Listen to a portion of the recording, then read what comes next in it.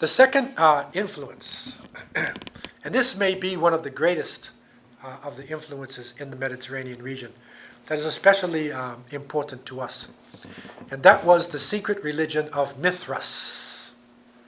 Mithras. And this is a name that you need to look up to understand the Mediterranean region. It still impacts us today. And his group, it actually began in Persia, because the Persian Empire was a mighty empire with philosophers and with so many things. And Mithras's teachings began to spread.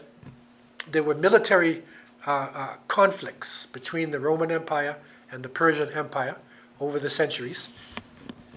At the same time, they shared a lot of their cultures.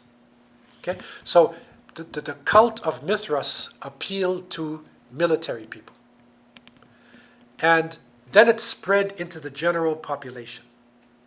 Now, think about this personality. Don't think of any of the religions today. And think about this personality. His father was divine. His mother was human. He's considered to be the savior of humanity. Like he died for the sins of people. He had a virgin birth, and his birthday was on December 25th. Okay?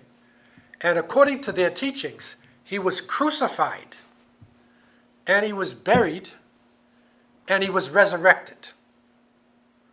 Now, these teachings are long before Jesus, right?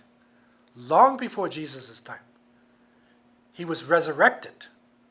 Okay, and his holy day was the seventh day of the week that they call Sunday. Sunday. Okay, that we now say Sunday. But it was the day of the sun. Because in a sense, he was representing that sun god, that is, coming from the divine of his father. His followers actually, they would take a communion type of thing where they would eat a wafer and with wine, and they would say they would eat his body and drink his blood and whatnot. And this is something which is carried over in the Christian church today. It's not, the Protestants don't do it, but the Catholics and the Anglicans and Episcopalians, they do this communion. And I grew up in a Christian church myself. And as a young person, I went to it was Episcopalian, so it's like Anglican. And we went to the priest, and he had a little biscuit. And he said, take this. This is the body of Christ that has been shed for you. And then he said, take this wine with it. Take it.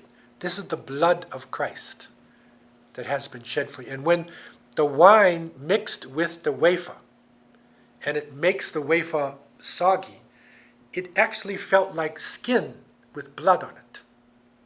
Because the wafer became soggy like skin, right? So it's like you're literally eating flesh with blood. And that was strange to me, because I had just finished watching vampire stories and other things like this. I said, how can this be religion? Okay? But this is a concept that was carried from before the time of Isa alayhi salam. And the average Christian does not know this. So Mithras, or Mithra sometimes pronounced, is an extremely important person, to these cults, the people during this time.